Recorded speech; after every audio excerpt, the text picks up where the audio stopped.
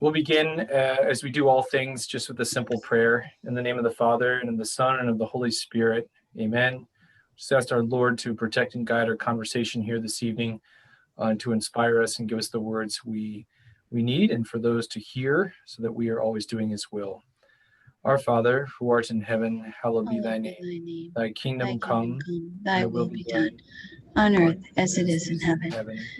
Give us this day our daily bread, and forgive us our our trespasses, as as we forgive those who trespass against us. And lead us not into temptation, but deliver us from evil. Amen. Saint Jerome, pray for us. In the name of the Father, and the Son, and of the Holy Spirit. Amen. Well, thank you for joining us, to all of our families and guests and parents that are on board with us here tonight.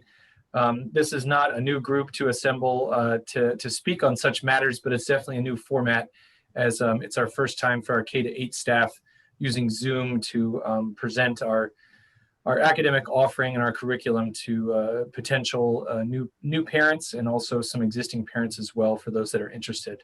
Our Montessori staff had an opportunity to do this last week as well. So just by way of simple introduction, my name is Danny Flynn. I'm the principal here at the school, and I was able to be a part of the school when it transferred over to a classical curriculum 11 years ago.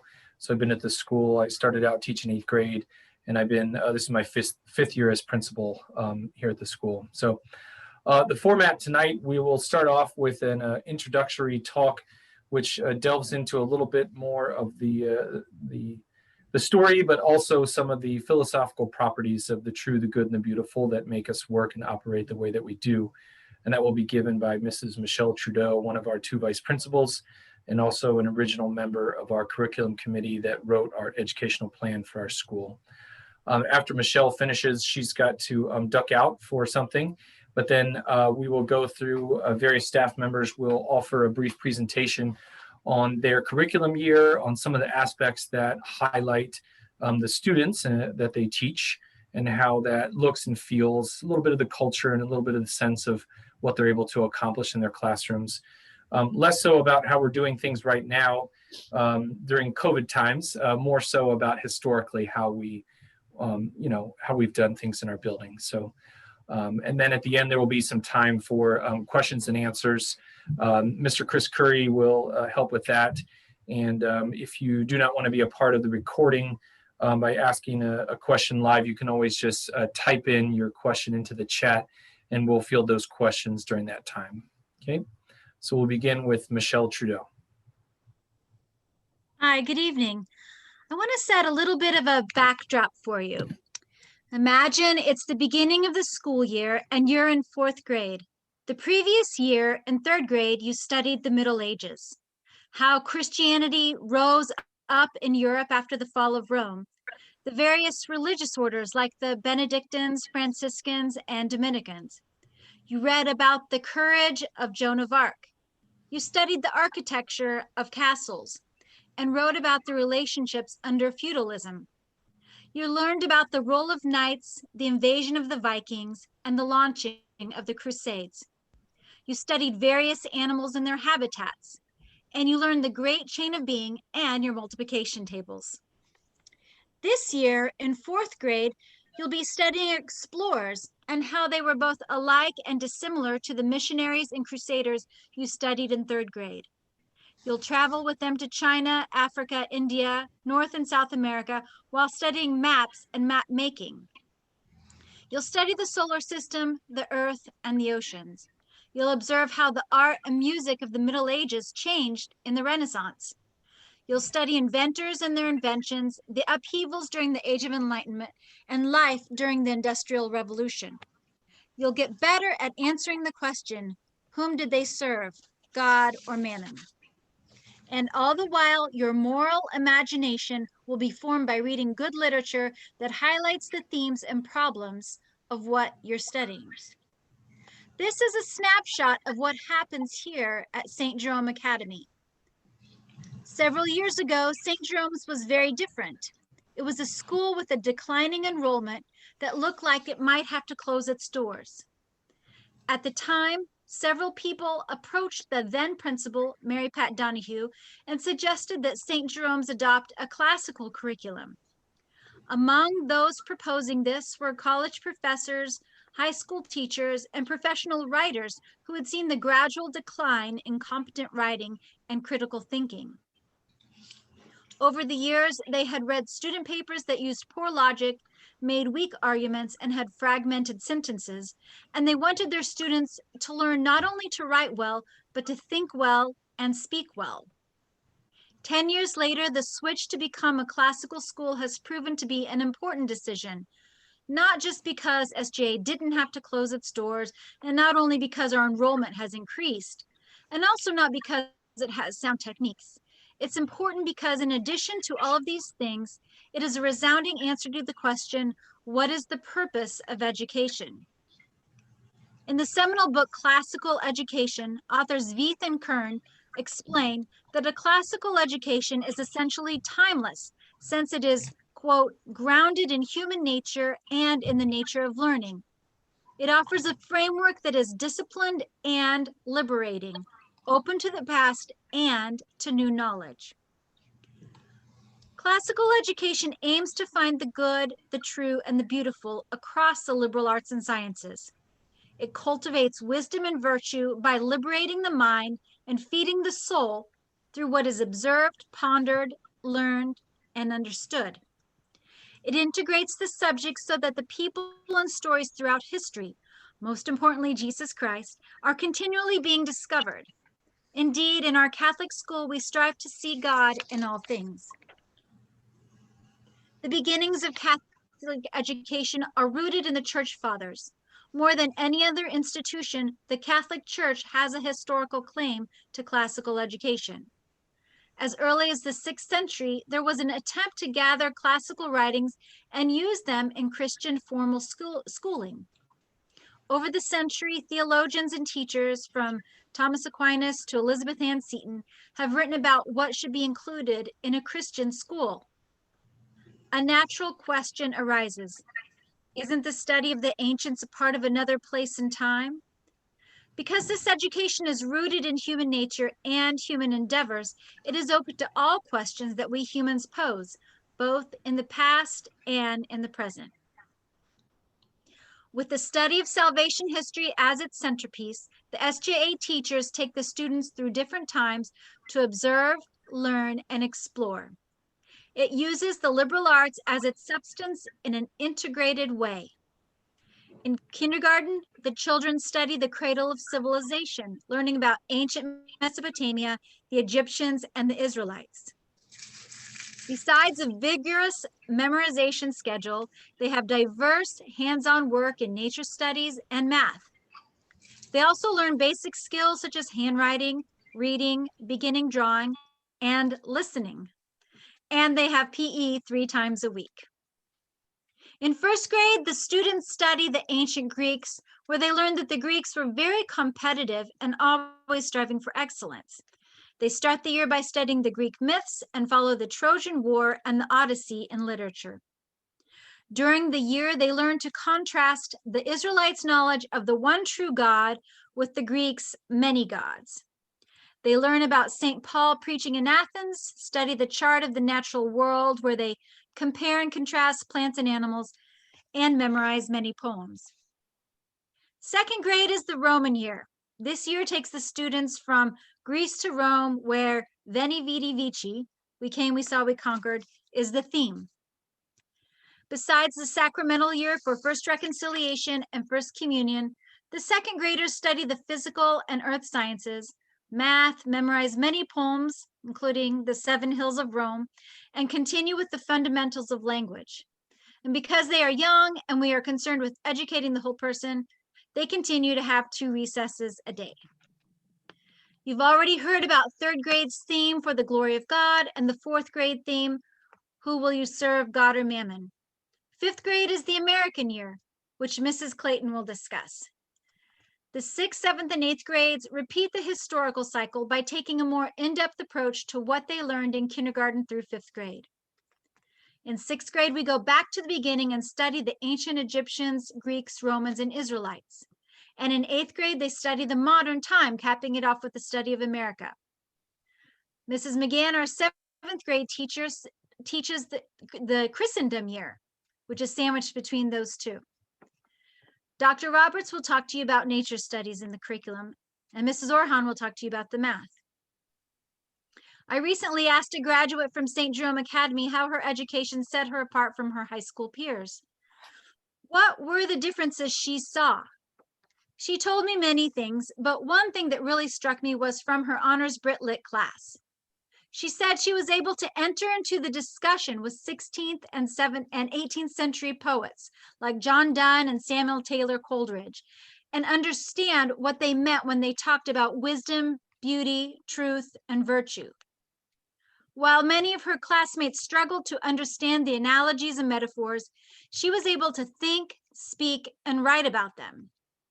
Her ability to imagine these themes within their historical context and to find her place within the world is the gift we can give to our children. As parents and teachers, it is the best inheritance we can pass down to them. Thank you. Thank you, Michelle, for mapping all of that out and kind of walking through the historical arc for us. I appreciate that. We're going to kick things off with Mrs. Heather Campos, who has not only been a graduate of our school, but has taught downstairs in the kindergarten for 25 years. So I'll let her explain a little bit more of what happens down in the kindergarten room. Hi, I'm Heather Campos. As Mr. Flynn said, I've been here for 25 years and I've been blessed to be able to serve in many different forms, such as a staff, a student, and a parent as well. My daughter actually has been a graduate of St. Jerome Academy and is in her senior year of high school, along with Mr. Flynn and Ms. Trudeau's children. At St. Jerome Academy, what we are doing is throughout our different lessons in class discussions, morals and values are consistently discussed and compared. As often as possible, we provide hands-on projects that are incorporated to enhance our lessons, such as building pyramids, irrigation canals, ziggurats. The children at this level are read to often with as much subject integration as possible. The use of songs, rhymes, and poems are also used to help the children learn the subject matter. They may not fully have a complete understanding and comprehension, but it helps to be in the back of their mind. So when they do move on to the next grades, they have that information that they can pull from and then join in with the new information that they'll be learning. The themes are intertwined and compared during discussions. To give the children the true visuals of the subject matter, we use many picture books, real life objects as possible that we can during different lessons.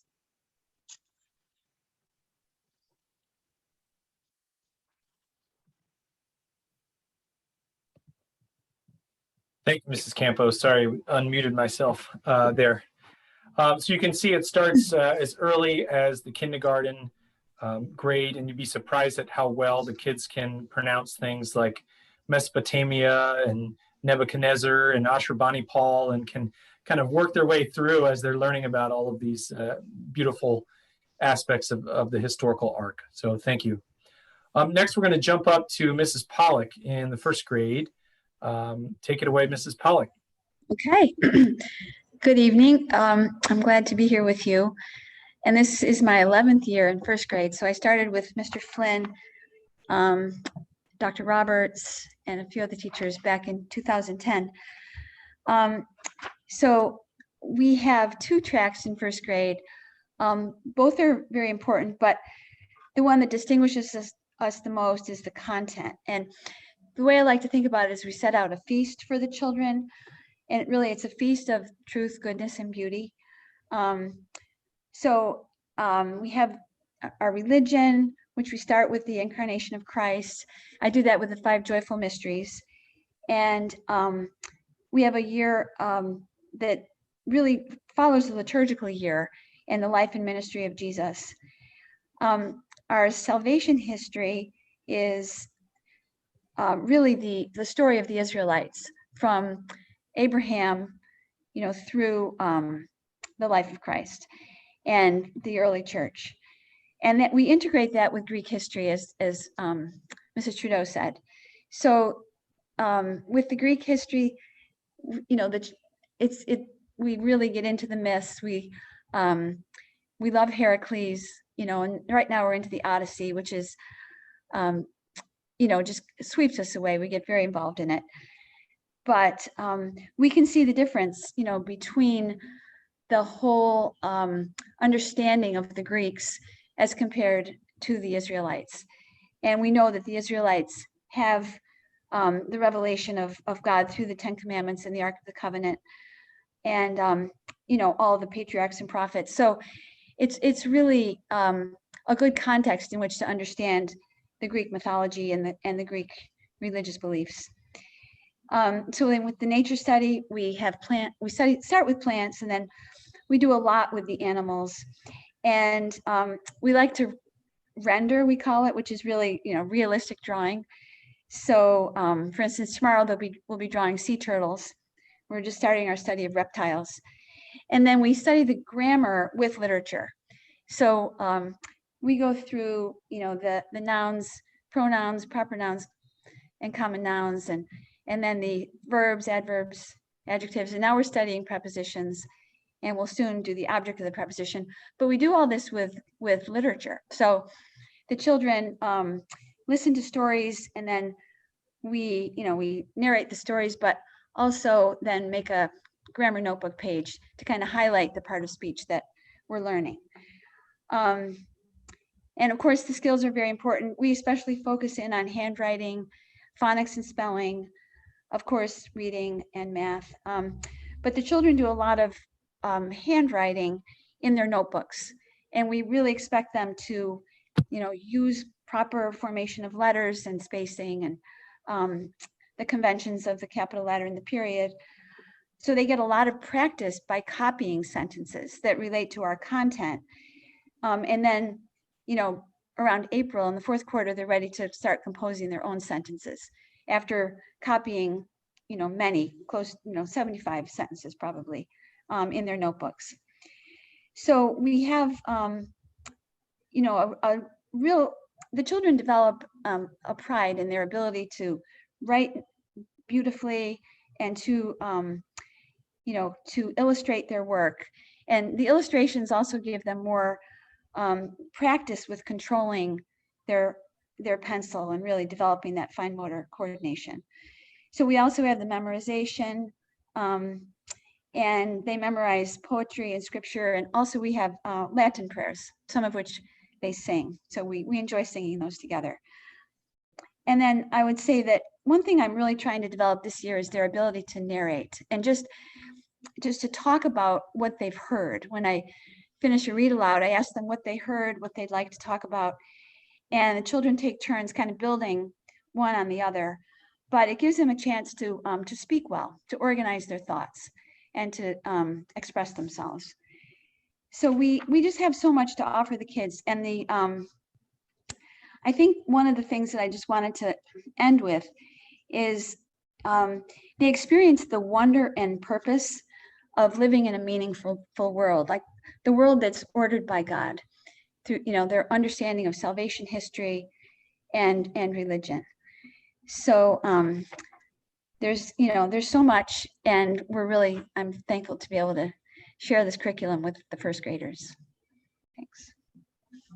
Thank you, Mrs. Pollack. That's great. It's one of the other teachers was commenting the other day, each year we have ordinarily, outside of COVID times, we have quarterly awards assemblies, and it's a great tradition of the school that the first grade memorizes a song walking through salvation history. But what's beautiful is all the other kids that are older than first grade know it as well, and you can kind of see them all mouthing the whole song along because of something, even eighth graders, something they memorized in first grade. Just a beautiful, beautiful gift to them, really. So. Right, the timeline, actually you can see the timeline is behind me. That's great. We'll go next to Miss Megan Waters, who heads up our resource department for the lower grades, and she can explain that to you. Hello, my name's Megan. I am one of two resource teachers here. So I'm the resource teacher for the grammar stage for kindergarten through fourth. And then we have Mr. Eddie Beal, who does the logic stage, 5th through 8th grade. This is my 5th year teaching at St. Jerome Academy. And I can say after 5 years that this curriculum and the content that we provide for these kids really is accessible for all students. So we are blessed right now to serve 22 students with documentation plans or some sort of accommodation plans. We call them CAPS, so they're Catholic accommodation plans. They're also known as like IEPs in the public school system. So most of the time this looks like a pull-out service for a small group of students, especially in reading. We offer a multi-sensory reading intervention program called Orton Gillingham. I teach about 10 groups and Mr. Beal teaches about 7 or 8 groups for grades K through 8. We serve students with dyslexia who really benefit from this reading intervention plan. But we also do some push-in services for math, especially in the grammar stage. This year's a little different, but before. So yeah, Mr. Beal and I work with those students inside in our own, inside the gen ed classroom, and we also do pull-out services. Great, thank you, Ms. Waters. So she gets, I guess, the gift and the joy of working with kids in multiple grades and getting to, see the numerous historical time periods unfolding and watching the kids grow and learn, and takes care of meetings inside and out, as she said. It's just a great asset to our school. One of the things that was really a driving force when we launched this curriculum was making it accessible for all children. And so it's really a beautiful aspect of our school, and many of the teachers that are here with us tonight are also part of something called the Student Assistance Team, which ordinarily meets every single week and walks through all of our students that do have documentation, also identifies new students that might need to be considered for this. I'm just trying to help unpack things for the student, for the parents, and just helping to navigate through so they can be a part and engage with the curriculum as much as possible. So great. I'm going to jump up to Mrs. Amy Clayton, who we in-house refer to as Miss America, and she's going to talk to you about all things, including cursive. Yes. Oh, yes. Cursive indeed. So I'm in my 15th year at St. Jerome's. I was part of the St. Jerome family before we went classical and had many years outside in the public school system as well. But I'm here at my parish school and loving every minute of it. It's an enjoyable thing. The thing I think you will notice if you were to go throughout our school, if you could tour our school, would be to see the joy and engagement of our children. They love learning. The curriculum is rich. The faith is deep, and there's just a faith-filled joyfulness throughout that permeates the school. Especially during these COVID times, you've never seen children happier to be at school. So the joy and engagement level is high. I like to tell the children and the parents that for just a quick little answer of the question, how is St. Jerome Academy different from other schools, is that we do in fact seek wisdom and virtue. And I tell the children, wisdom is to know goodness and virtue is to do goodness. And we look for this throughout our curriculum, through our study of the faith that we study through our historical arc. We study church history throughout American history. And we look for it in our literary characters, and we look for it in our historical figures. Though we live in a fallen world, we understand that though there are virtues, there are still, we're in a fallen world. I like to say we are a little bit different than the Common Core that says that they prepare children for college and career, which is all well and good. But I like to say that we prepare children for this life and the next. And it is a lifelong ambition for us to become saints and live a holy life. Learn a little American history, or a lot of American history and civics and things along the way, reading great literature. Our American year is integrated. All of our literature and writing coordinate with our American history year. We don't have a journal. I mean, we don't have a textbook. We have a journal, which becomes our textbook. We do a lot of primary sources, and then we analyze documents just for the love of the rich language that we see throughout all of our great American years. We've studied and analyzed already the Mayflower Compact, and then presented a simpler version of that. We've done Patrick Henry's "Give Me Liberty or Give Me Death" speech. We've done the Declaration of Independence, and we get a great understanding when we go through and analyze these great documents, and then we recite them. I did come across an old history textbook once that it said a nice sentence. It said, Patrick Henry gave a thrilling speech. And really the only question that a teacher could ask a student is, what kind of speech did Patrick Henry give? And if you're just on the heels of a Shirley English lesson, then they would say thrilling, adjective. And it's just not exactly, joy-filled, but we'll read the speech. And we'll feel the passion of the speech and of the moment. And we'll be reading Johnny Tremaine, and we'll be living in the revolution. And the kids will just, they eat it up. They eat it up. So it's by having that entire arc of art. We did the Washington crossing the Delaware today. We analyzed art by putting art and music and speeches and poems. I had one little girl who memorized the entire Paul Revere's Ride. The entire Paul Revere's Ride. And so we read documents, we analyze them, we recite them, we memorize them. Normally on a non-COVID year, we would take the kids to some beautiful spot, the Lincoln Memorial, the Capitol, the World War II Memorial, the King Memorial, the Washington Monument, and perform 250 years of American speeches and poems and song. From heart. And we do this with the whole logic department, grades 5 through 8, where they, by the time they'll finish, they'll know the Gettysburg Address by heart, they'll know the Bill of Rights and the preamble to the Constitution. And it's just a great celebration of the American year. So our theme for the year, as many grades have a theme, is actually based on the colonizational times, where a priest, Antonio Montolino, in 1511, said a sermon, these words, speaking of the Native Americans, "Are these not men? Do they not have souls? Are we not obliged to love them as we love ourselves?" And Bartholomew de las Casas was a Spaniard there who took those words to heart. And they really become the theme of our year and can be really just embedded in that dignity of the human person that we hold so dearly in our hearts as Catholic Christians. And we understand, as Jefferson wrote about the God-given rights that we have, and we understand all of our rights and all of our gifts come from God, and we are brothers and sisters in our faith. So we can maybe understand the fallen world and fallen people a little bit more by knowing those things and the dignity of the human person. So we go from colonization to the Civil War, and we're just getting ready to start on the Underground Railroad this week. So it's an exciting time, and it's just a lovely year.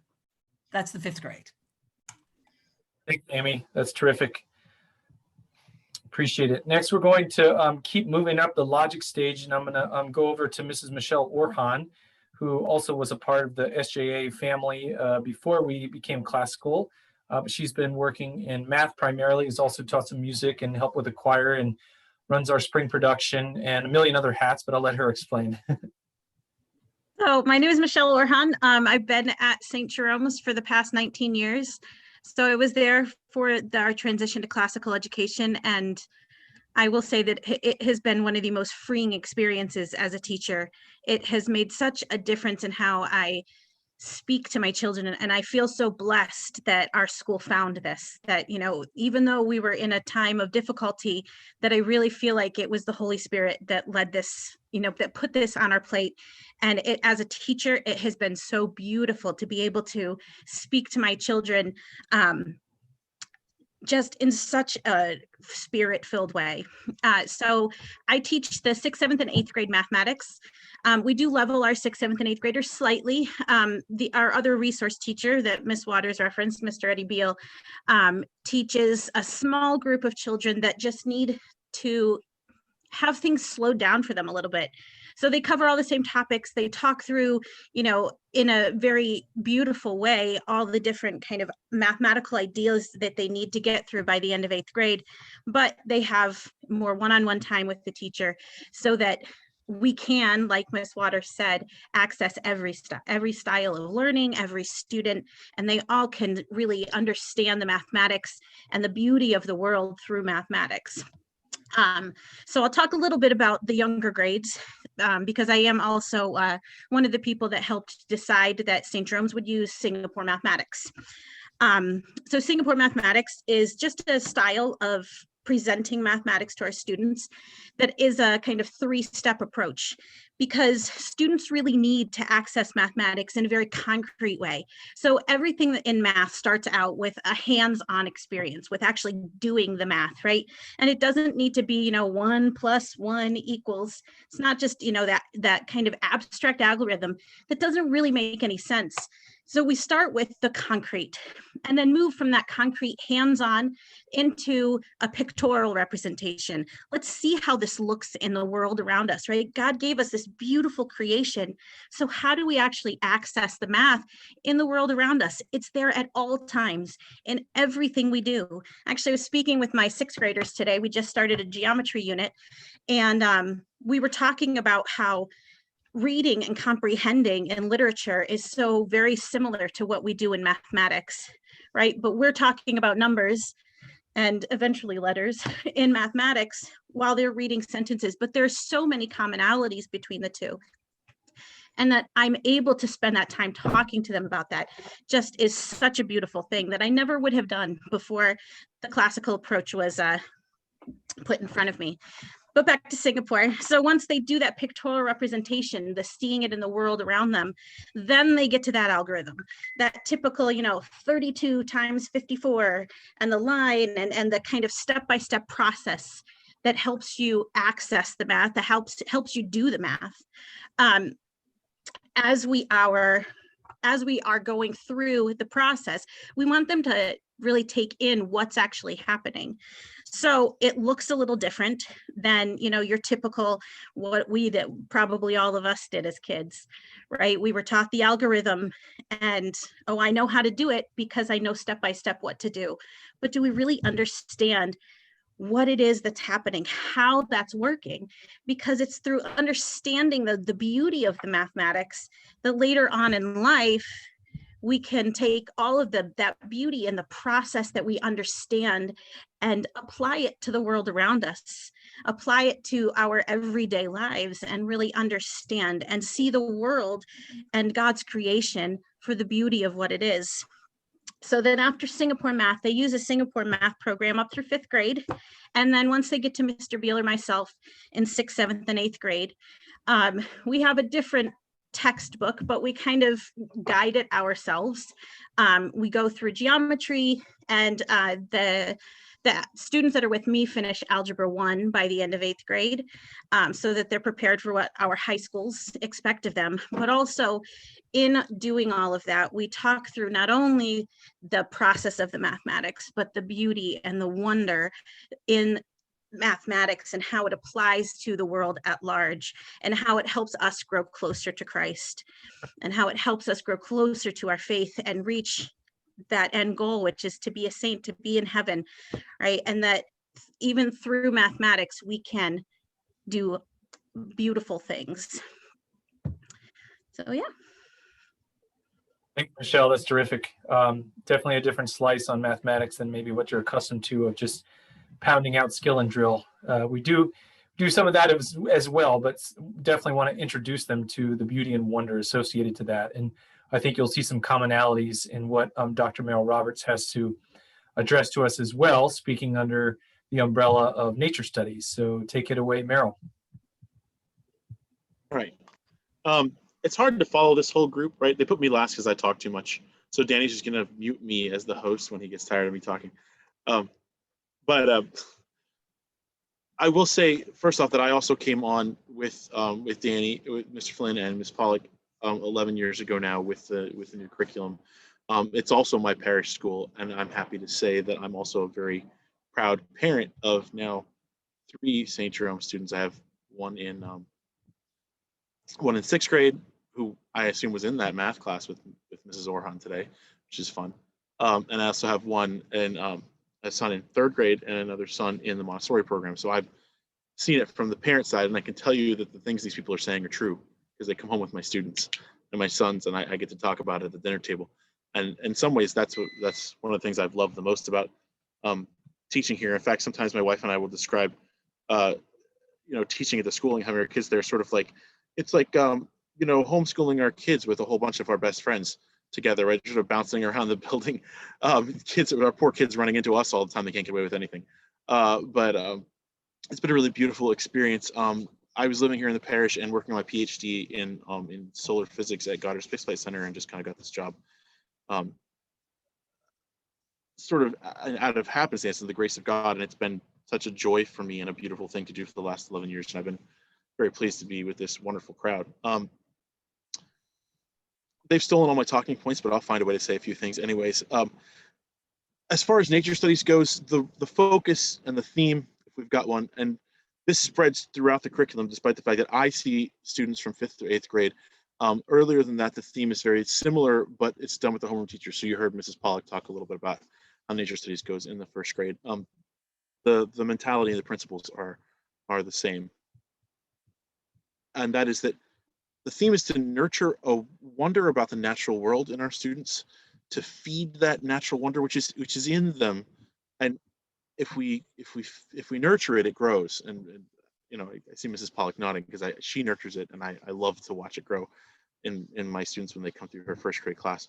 And then to really give them that sense of wonder of how amazing is this natural world we live in, and how complex and how puzzling and paradoxical sometimes it seems, and then to train the skills that are required to answer the questions that this wonder naturally elicits. So we want our kids to say wow, and then we want to say, okay, that's so amazing.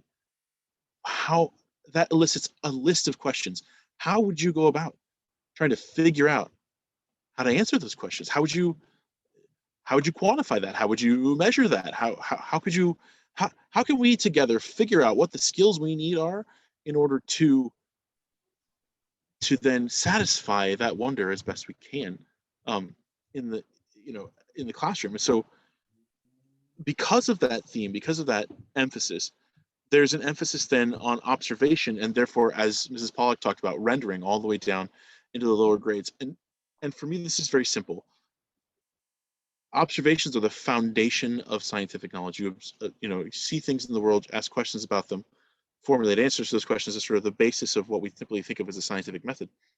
And yet, we're not as good as observers as we think we are. And the way to get to the bottom of that so many times is just to render something. So if I ask a 6th grader what a honeybee looks like, they get a little insulted that I'm asking this question. A little bit basic for me, like, what do you mean, what's a bee look like? I say, well, how many legs does it have? And hopefully they say 6. Yes. And I say, okay, well, we can go through these things. They say, well, I know exactly what a bee looks like. Okay, great. Here's a blank piece of paper. Draw one for me. And then suddenly there's all these things about the bee that you were pretty sure you knew 30 seconds ago that now suddenly, when the writing utensil is on the paper, are hard to come by. Are they fuzzy? Are they sleek? Do they have how many joints are in those legs? How many body sections do they have? Is it 3 again? And then with them rhetorically with these guys, sometimes I'll just bring out a beautiful a high resolution picture of a bee, or I'll give them something in class to look at, a flower or some other part of nature, and say, okay, here it is. Now draw it. Because all those things you couldn't remember, you'll have to focus on them when you try to put it on the paper. And that simple act, which seems sort of basic, and especially when you get up in the middle school, they can kind of go, come on, I did this in 1st grade. I go, yes, but do it again. Do it again. See more deeply into these things, because if they're good to do, they're good to do over again.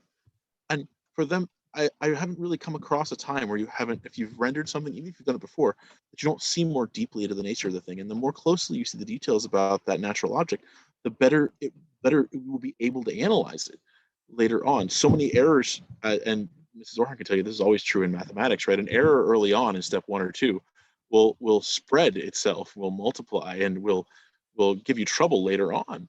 And I find that if you can get the basics right, you can be really good at observation, then that comes through rendering. That's really beautiful. Other thing is that following on that observation is that an emphasis on hands-on learning, and an emphasis on actually doing the science and learning to think, learning that thought process of actually confronting things you don't know, and confronting things you're curious about, you haven't gotten the answers to yet. Because of those principles, we tend to do things a little differently in nature studies.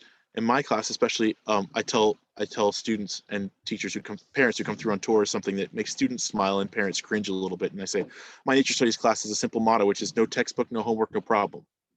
And the parents go, what, who, what?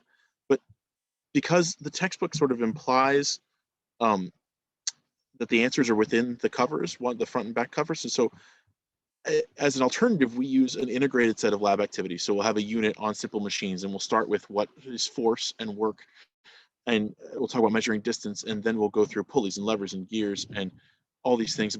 And they'll make gear systems, and they'll make pulley systems, and they'll balance levers out. And we'll work through these hands-on activities, and they'll be building, as Mrs. Clayton said, their own textbook, their own reference material. They've got a lab notebook. They're working on definitions of things. They're working on what are the formula for work and all these things. And by the end, what they've got is a reference that they built with their own two hands in sweat and confusion and frustration, with 7 lab groups getting 7 different answers. And why did that happen? And how we're getting to the right answer. That work, that day-to-day work of really confronting the thing you really don't know and working together with other people and trying to answer the question is so beautiful to see that mindset flourish, and that they will then have that confidence to attack problems they haven't seen before. And so they end up building their own reference. And so they work through all these problems. And of course, we have a broad range of topics over the course of all these years, but I love how they bring, for instance, their knowledge of birdness from the bird unit in 1st grade up into my 7th grade class on human anatomy, for instance, or on the nature of plants. And we talk about how photosynthesis works and how some birds and plants sort of work together in an ecosystem, and that they'll bring up some of those things from back in 1st grade. And I love the integrated knowledge. I love the fact that we share principles, that discussions that may happen with a mathematical physics equation, for instance, in my classroom, can bounce right over to Mrs. Orhan and can dredge up things from 1st grade. And the beautiful thing about not feeling limited by your subject matter is that you can ask all those questions and have them work all those things out, and the students see all these beautiful connections. And the last thing I'll say is that one of my favorite connections to the historical arc, which sort of frames our particular curriculum at St. Jerome's, is that we try to frame the scientific discoveries in a sort of discussion of the history of science, because we learn through imitation. And a lot of times I think we ask the question, we can learn all the science we want, but a lot of times people are wondering, well, how do we get people excited and involved in wanting to do science? How do we get involved? People want to do science careers is a big question. And I think the answer is very much the same as, how do we get people interested in the religious life? Well, it seems to me put some nuns in the schools, Mr. Flynn has helped us do, even more so over the last couple of years. And then people will look at those beautiful sisters, like, that we have in the school, and say, well, that's a beautiful life, and I see it every day, and I want to learn more about that. And I think for the scientists, I think it's the same kind of thing. So when we do a study of simple machines, we're reading about Archimedes, and when we do a study of human anatomy and the human body systems and the senses, we are looking at a historical study of Galen, who was a doctor during the time of Marcus Aurelius and the Roman emperors, and we're looking through the people behind these things and looking at how they devoted their lives to answering these really difficult questions, and were willing to sacrifice so many things for knowledge and for truth, and to sort of learn something more about creation. And I think giving them those lives to imitate, like it does in other subjects, gives the students something that they can see themselves in an authentic way, that they can imitate, both in their intellectual pursuits and in a lot of ways in their moral life.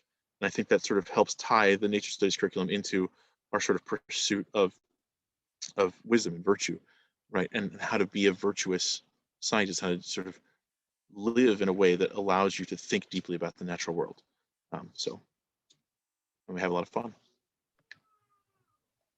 Thank you, Dr. Roberts, for wrapping things up there, but definitely noting the notion of pondering the sciences and forcing them to consider the questions, even the most elementary ones. If the privilege, and he does, of watching it unfold numerous times with numerous kids in there, and it's just beautiful to watch the struggle, because it's oftentimes people comment about like the light bulb going off, but it's actually the beauty's found in all the work leading up to the light bulb, of like the constant battle of getting things wrong, right? And I think they actually come to appreciate that over time, that like, and he said, like, science is built upon like a series of educated guesses, and continuing to fail time and time again and going back and trying in a different route. So the art of not giving away the answer is practiced greatly up on our third floor in a lot of rooms. Mrs. Orhan? Practice So I perseverance. think one of the beautiful things about the nature studies classroom is that Dr. Roberts doesn't just give them an answer by the end of class. It's not like, oh, we're going to have a discussion. I have learned this firsthand this year because the sixth graders come to me right after his class and often walk into my classroom arguing about whatever they were discussing in science. And it has actually led to some mathematical science crossover just because of what they're talking about coming into my classroom, because Dr. Roberts didn't say, all right, guys, here's the answer. It's the end of class. Now let me give you the answer, right? He allows that discussion and that kind of even a little bit of frustration to just sit with the kids, and allows them to then discuss it and think about it and ponder it and come back to that the next time they see him. So it's actually a really beautiful crossover that I see this year, because they very often come to me screaming and yelling about what friction is, or a variety of different things this year. It's been really interesting. And that's for us, a lot of the things, I think that's the life of the scientist. And you could spend decades, right? You might spend a lifetime beating your head against a question that is good to beat your head against, but you might not get the answer. And that perseverance is worthwhile, right? And that's part of the struggle, and that's part of what we need to do. And that trains perseverance and trains that life of a scientist, and says that they need to put forth the effort so that it's theirs. And when they get an answer, when the light bulb does go off, they really own it, and that stays with them. And that's what we want, and I think it trains patience in the teacher too, because boy, do I want to wrap it up a lot of times. And it takes, even after all these years, it takes a lot of effort to bite my tongue and not say, well, this is what I think, especially when I know that fight's coming to my dinner table too, since I happen to have a sixth grader this year. The fight's not just coming to your class, it's coming home. I got to hear it tonight. And, it takes patience and a lot of biting my own tongue, but the fruit is so beautiful to see, even if it could take, a long time sometimes to come around. Great. Well, I want to thank all of our teachers for their beautiful presentations of the various aspects of what they do day in and day out.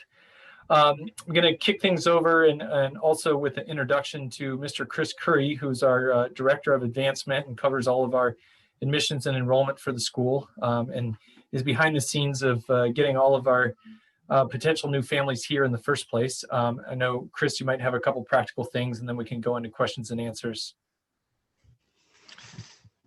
Thanks. Excuse me. Thanks, Danny. I hate to be the one to bring things from the sublime to the mundane, but I know we do have to cover some of these practical issues. And so I wanted to say a few words about admissions, a little bit about how we do it here and what the process is going to look like from this point forward. So we have an admissions cycle that starts on December 1st every year. Our online application is found on the TAD service. You go in, you set up an account, and you can apply for admissions there. And then everything else that you'll do administratively with regard to the school will be on the same website. We will take initial admissions all the way until February 15th, and then we're going to do our first admissions. So everybody applies between December 1st and February 15th is considered as a group. Typically about half of our total applications will be in by February 15th. Right now, it looks we have more than 100 applications in progress, which is a pretty high total, but similar to what we've had in the last few years. And then we'll do most of our admissions in that first group, which will happen in early March. There's a bunch of required documentation you have to get in with your application, including an immunization record. And we do require that children be fully vaccinated before they can be admitted. So after we do the first admissions, then we transfer over to rolling admissions for the rest of the spring and summer. So as openings come up, we will fill them from the waiting list at that point. Most of our classes will have waiting lists. In fact, probably almost all of our classes will have waiting lists after first admissions. Our entering classes, of course, are most likely to take in the most students. So our Montessori toddler class and our kindergarten class typically will have the most new admissions.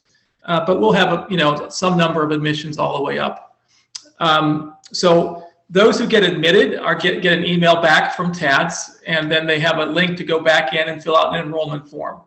You have 2 weeks after admission to fill out the form, and then once that's in, then there's one more step, which is the tuition agreement. We do our financial aid process, and there's a financial aid form that's also on the TAD site. The due date for that is February 19th this year. We will take several weeks to go through the financial aid process. It's fairly complicated. We did give out more than $1 million in financial aid this past year. So we take it very seriously. We really try to ensure that every family can take advantage of this education if they wish to. So by the time we get through that process, it's usually getting towards the latter part of spring. We send the tuition agreement out usually in late May, and then you have another 2 weeks to sign that agreement, and then the first tuition payment is due in early June. So that's the process. If anyone has any questions, feel free to ask, and I'll turn it back over to Mr. Flynn. Great. You're also welcome to follow up with Mr. Curry outside of that regarding the practicals and particular components of the actual process. We're happy to field any questions here that anyone has for the panel, and you can ask direct people, or you can just pose a general question if you like. You can just go ahead and unmute yourself.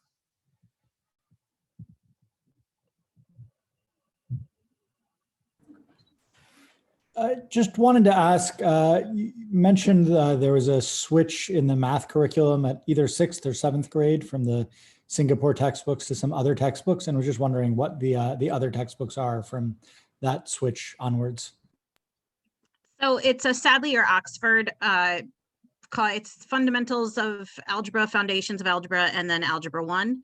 But it's used more as a guide rather than as an aid, as opposed to setting out our curriculum for us, which is something that Mr. Beal and I kind of review yearly, talk through, the students that we have, because we're trying to access and help our students learn best what they really need to grow in their mathematics understanding.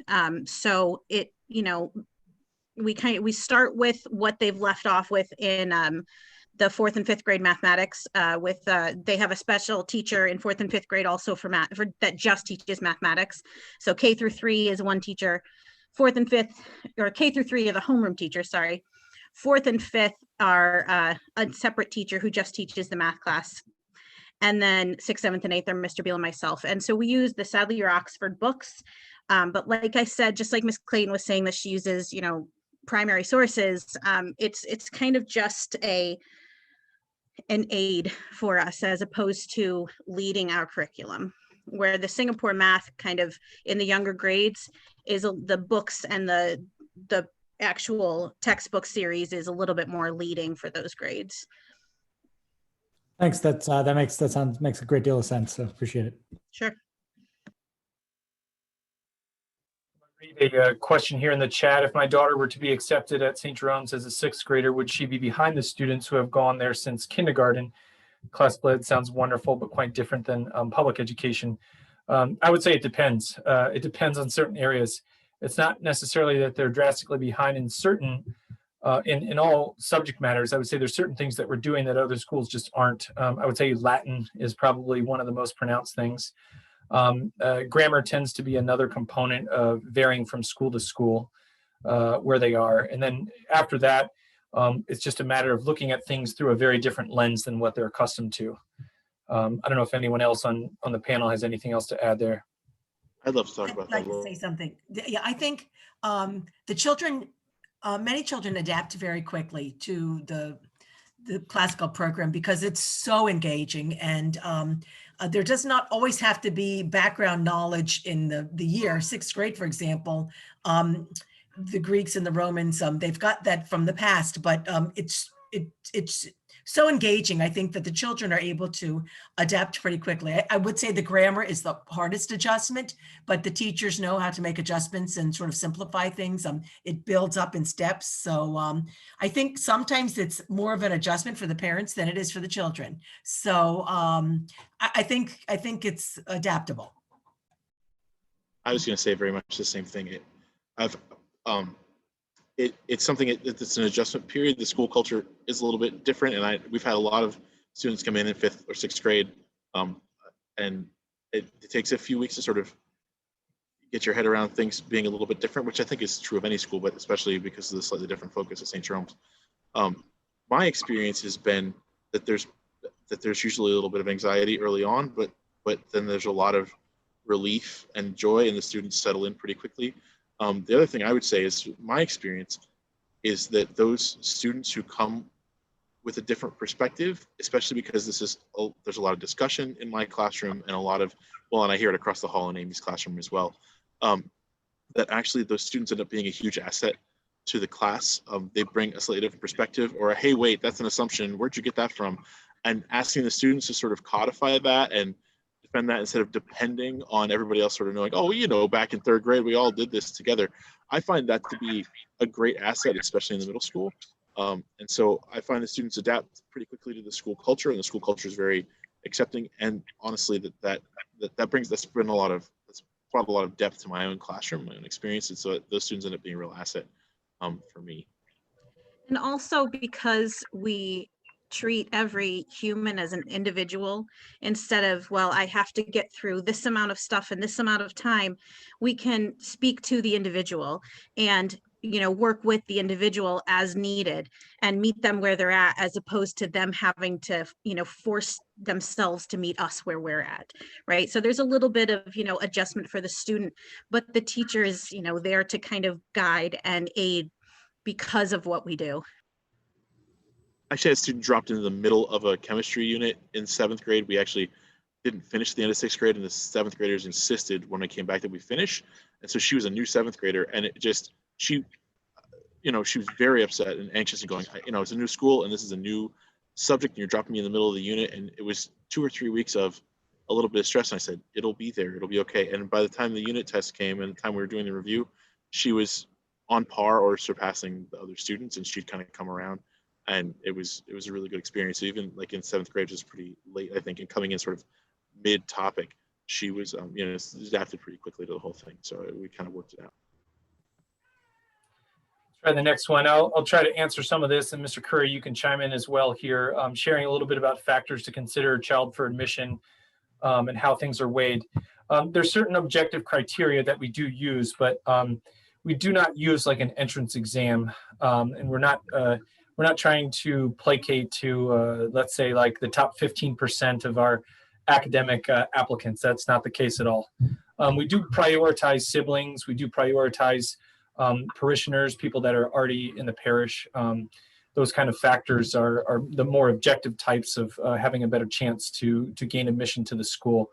But from an academic standpoint, we do look at report cards. We do read teacher recommendations, normal things you would find at most schools. But I will say we're not trying to build some sort of elite structure of catering to the top 15% of our applicants. Mr. Curry, do you have anything else to add?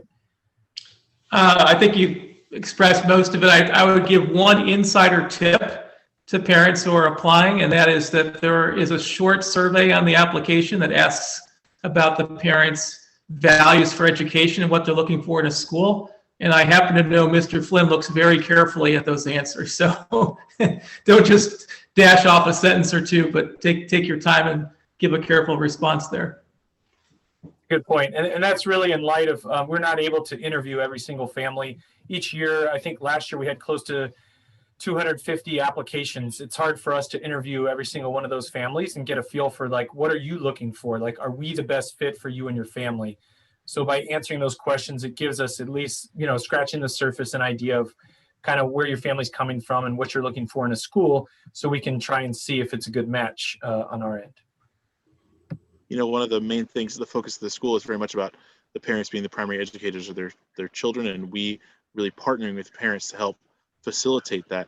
And I think, speaking both as a parent and as a teacher, that you know, looking at, you know, that sort of, you know, this is the vision of the school, and how does your vision line up with that, and how are we working together, how well is that partnership going to work? It's definitely part of the equation. Okay, when does Latin start? There are no other languages. We do start as low as kindergarten, and Mrs. Campos can probably chime in and give you an idea to some of the vocabulary and whatnot they're getting there. Right, in kindergarten level, we begin with some simple phrases, identifying words, their name, their colors, the days of the week in Latin. So it's just the foundation to build on, and each year their vocabulary will become a little bit more extensive. We work with our Latin teacher who works at the upper grades. It's the homeroom teachers through what I think it's K through 3rd grade. And then in 3rd grade, she does a little bit more, especially with working with the 3rd grade teacher, not only with Latin, but also with grammar. So they kind of have partnered together there to get the children's education as far as the understanding to get a little bit better.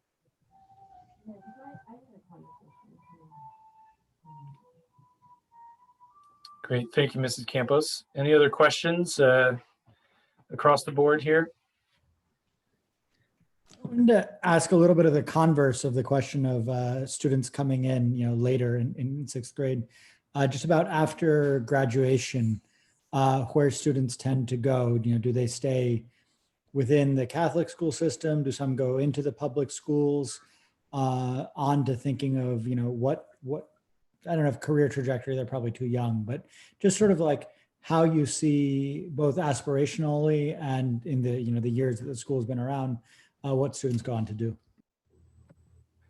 I can take aim at this, and then others can chime in afterwards. I think historically, if I had to point to any schools, I would say the vast majority do end up going to a Catholic high school.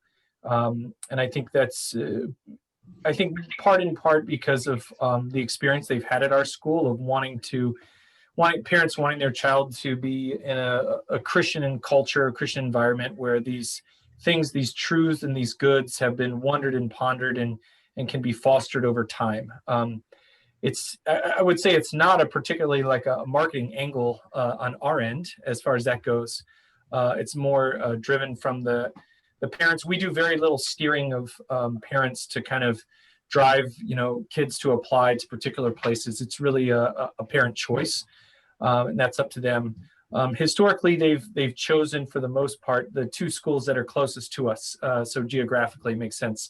DeMatha Catholic Boys School, which is just a couple blocks away, and Elizabeth Seton, just across the railroad tracks, have probably taken the largest numbers of our students over the years. But after that, I would say it's a large spray kind of all over to a variety of different Catholic schools all around the area in DC, in our diocese, other dioceses, kind of all over the map. And then we do have a handful of kids that do go to public school as well, that have applied to some in the magnet program at Roosevelt, some at Northwestern, some at you know, wherever their family happens to live. Some families will end up moving when they take on high school if they're choosing public and want to get into a particular district where they know their kid can excel at a particular high school. So it's pretty wide.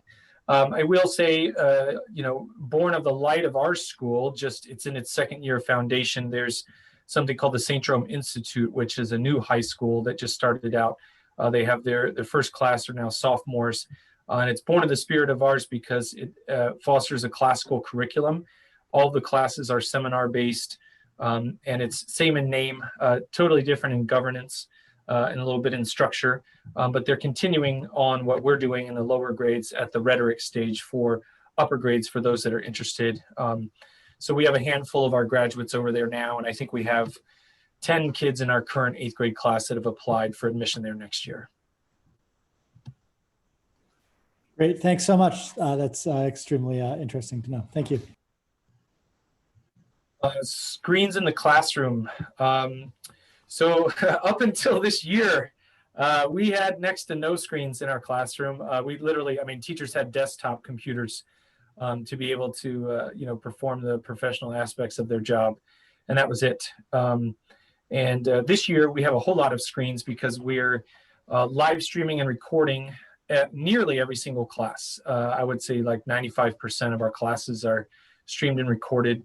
Because we are doing a hybrid model, we have half of our students on campus for Monday and Tuesday, while the other half is at home. Wednesday is a down day, unstructured day, meeting for small groups and catch-up work. And then Thursday, Friday, we flip back, and the half that was at home is now on campus. So we're using a whole lot of technology now, which is a product of the circumstances that we're in. We were trying to meet the needs of our families. We surveyed our parents multiple times over the summer. It was shared. There were mixed opinions on how to approach things. It wasn't overwhelmingly massive in one particular area, so we decided to offer in-campus learning with 6 foot social distancing. People are spread out, we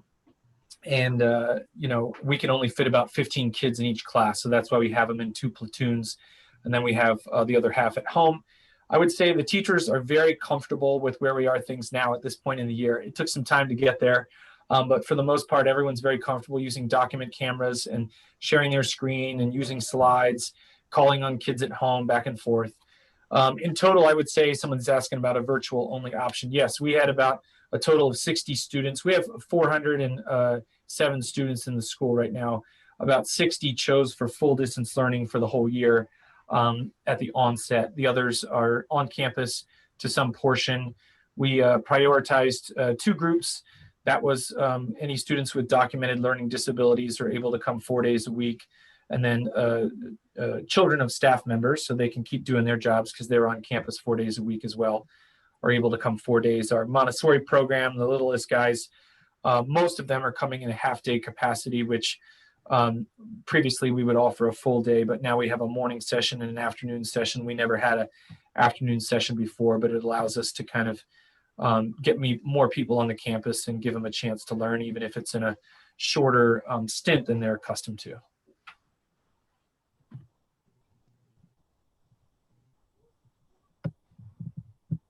I will say for the on-campus kids, they don't have devices in the classroom though. They're devices at home, but we're still not using devices in the classroom with our on-campus kids other than the projection stuff.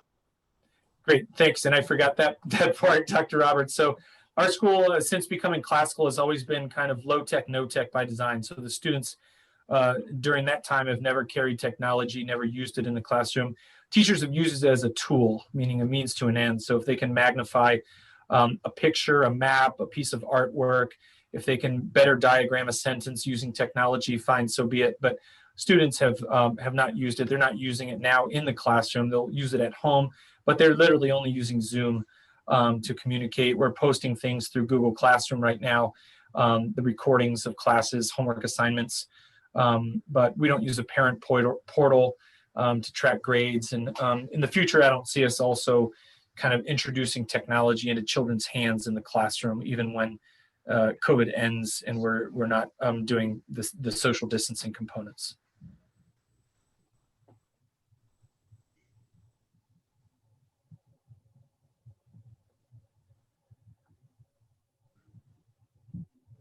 Okay, any other questions?